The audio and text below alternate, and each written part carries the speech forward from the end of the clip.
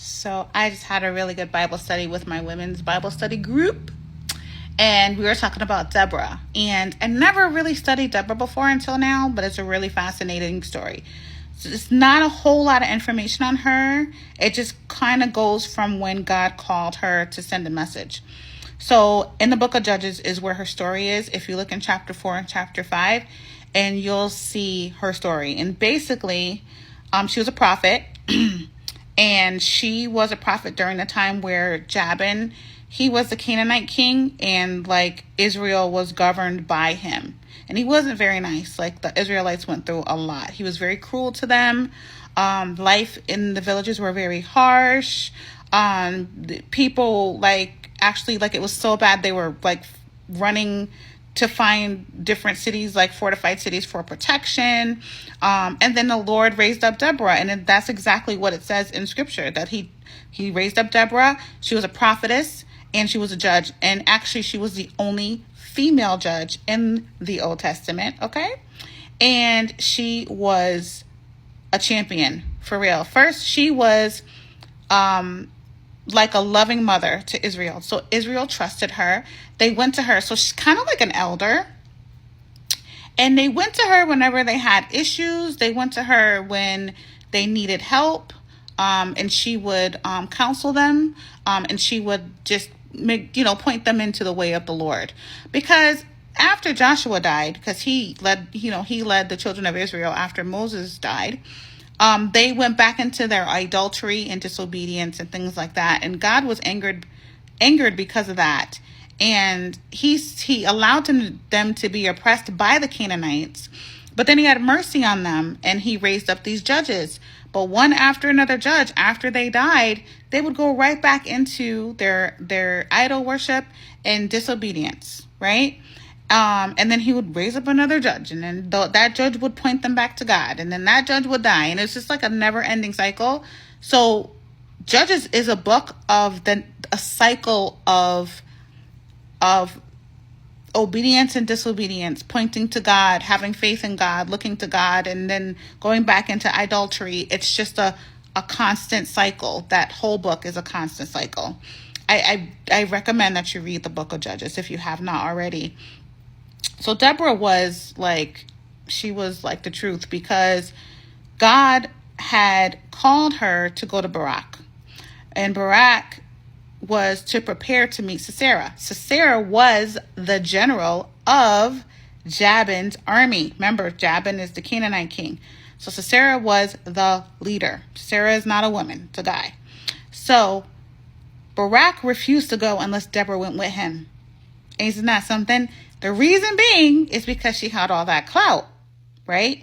Because they had faith in her, the people did, and they loved her, and they went to her for guidance and support, and she would always point them to God. So even though she told them, God said he's going to be with you, he's going to go before you in battle, he's like, I'm not going unless you go, period.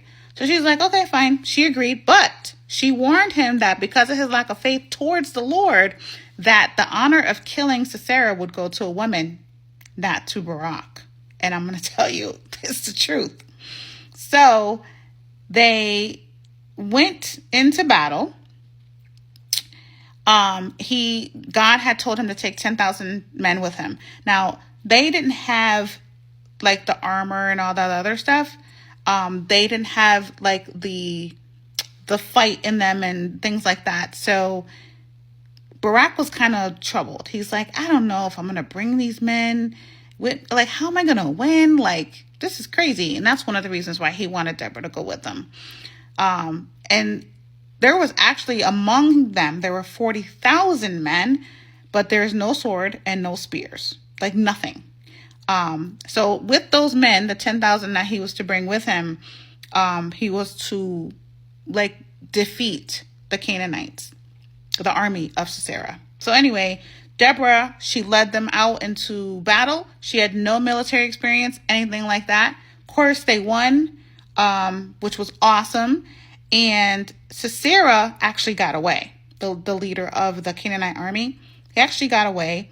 And Jael, right? Jael, who was another woman, and I'm actually trying to find exactly so I don't mess it up here. But Jael, who was another woman, saw him running, right? And she was to give him shelter. So she gave him shelter in her tent. So Jael was Heber's wife. So you have to read that to get an understanding of who she was. But she offered to Sarah water and she gave him shelter, right? And soon he fell asleep.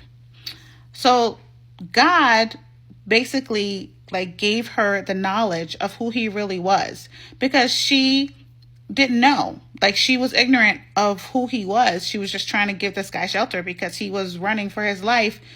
But she learned afterwards that he was Sisera, the enemy of God and of his people. So her purpose changed, right?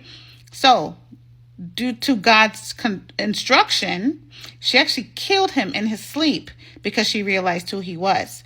So she drove a nail through his temples, pinning him to the earth. She drove a nail through his head into the ground to kill him.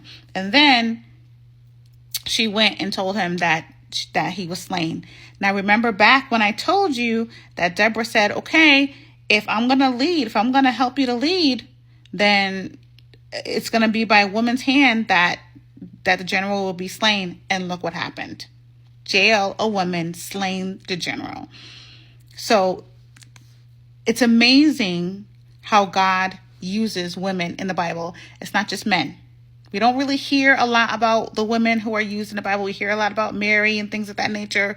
But for a woman to lead into battle, an army into battle, who had not the sword and spears and armor that an army should have, to have that faith in God, knowing that he is going before you and you have a lack of material to fight, and you're with someone who's really doesn't have the faith that he should have, but she let out anyways, and they won because of her leadership.